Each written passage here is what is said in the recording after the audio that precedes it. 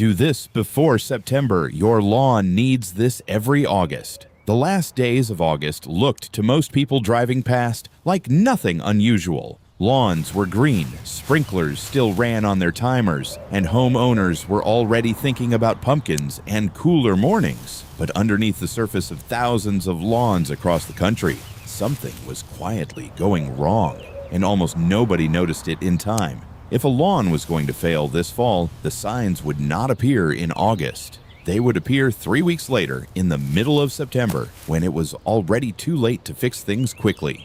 And the strangest part was this: the cause was not a pest, not a disease, and not even the heat. It was something almost every homeowner did with good intentions. By the end of this video, all of it will make sense. The mistake, the reason behind it, and the 3 things that matter most before September arrives. But the third one is the part almost everyone skips, and it may be the single detail that decides what a lawn looks like in October. A lawn under quiet stress. Grass does not fail suddenly. It fails gradually through a series of small stresses that build on top of each other until the plant simply cannot keep up. By late August, most lawns in temperate climates have already been through weeks of heat, intermittent watering, and heavy foot traffic. The grass looks fine on the surface, but the root system tells a different story. This is the part most people never think about. The visible blade of grass is only a small fraction of the plant. Below it is a root system that has been working overtime all summer, trying to reach whatever moisture it can find. When August ends, that root system is often at its weakest point of the entire year, not because of anything dramatic, but because of ordinary wear that accumulated day after day. This matters because early September is when cool season grasses begin their strongest natural growth period. If the roots are healthy going into that window, the lawn can bounce back beautifully. If they are not, the grass will still try to grow, but it will do so slowly, unevenly, and often with visible thinning in certain areas. And that unevenness is exactly the mysterious pattern many homeowners notice a few weeks later and can't explain.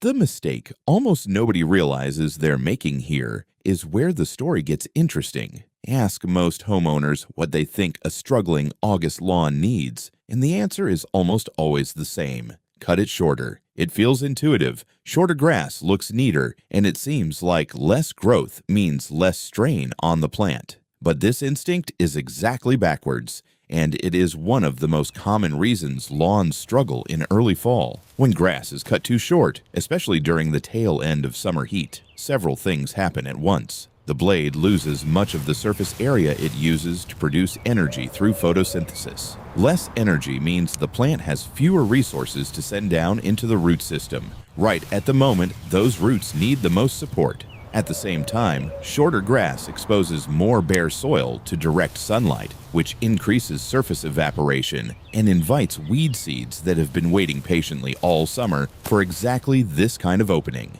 The result is a lawn that looks tidy for about a week, then starts to look tired, patchy, and pale. Not because anything dramatic went wrong, but because the plant was quietly weakened at the worst possible time. Most people never connect the September problems back to a mowing habit from August because the two events feel completely unrelated. That disconnect is precisely why this mistake is so widespread.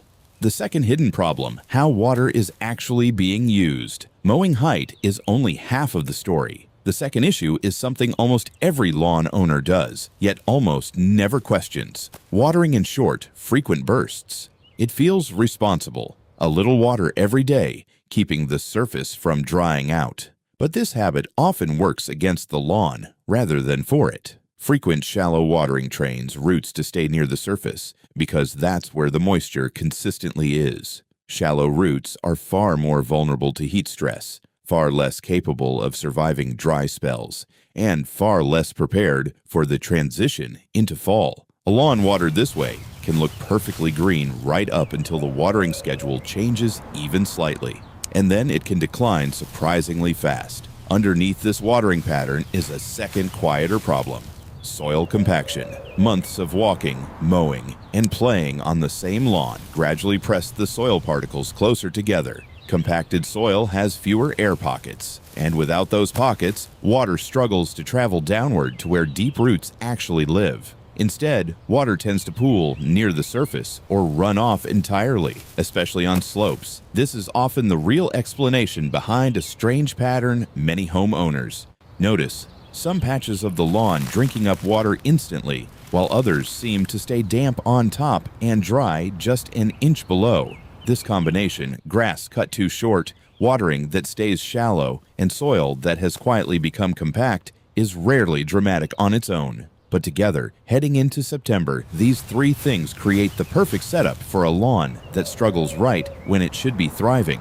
Why September reveals what August was hiding.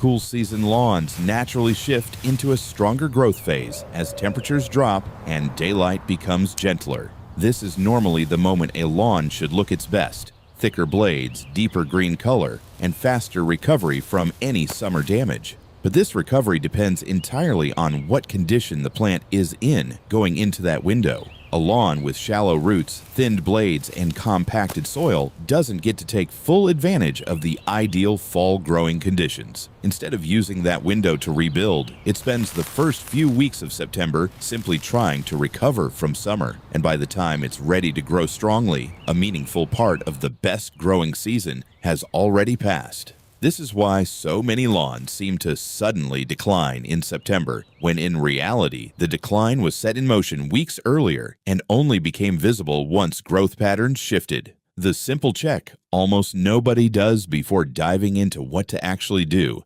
There's a small test that reveals more about a lawn's condition than almost anything else, and it takes less than 2 minutes. Push a standard screwdriver straight down into the lawn in a few different spots. If it slides in with light, steady pressure, the soil underneath is in reasonably good shape. If it takes real effort or barely goes in at all, that's compaction. And it explains a lot about why certain areas of the lawn always seem to struggle first. This tiny check matters because it tells a homeowner exactly where attention is needed before September arrives, rather than guessing based on how the grass looks on the surface. A lawn can appear evenly green while hiding compacted zones that are quietly setting up trouble for later. Why rushing fertilizer isn't the answer. At this point, it's tempting to think the solution is simply to fertilize heavily and move on. But this is where patience matters more than people expect. Applying a large amount of fertilizer to a stressed, shallow-rooted lawn in late summer heat can push new leaf growth the plant isn't actually ready to support. That new growth demands even more water and energy, adding pressure to a root system that's already struggling. The better approach is sequencing. Address the physical condition of the lawn first, mowing height, watering depth, and soil compaction, and let the plant stabilize before asking it to produce a burst of new growth. Fertilizer becomes far more effective once the underlying conditions are corrected because the plant is actually in a position to use those nutrients rather than simply survive them. The three things that matter most before September. So here is the summary, the three checks and adjustments that make the real difference between a lawn that struggles through fall and one that thrives. First, raise the mowing height rather than lowering it. Slightly taller grass protects more of the blade's surface area, shades the soil to reduce evaporation, and gives the plant the energy reserves it needs to support root growth heading into fall. Second, shift from frequent shallow watering to deeper, less frequent watering. This encourages roots to grow downward in search of moisture, building a stronger, more resilient root system that can handle both late summer heat and the transition into cooler weather. Third, and this is the step most people skip entirely, check for soil compaction and address it before adding anything else. A compacted lawn cannot fully benefit from good mowing habits or good watering habits because the water and nutrients never reach the roots that need them.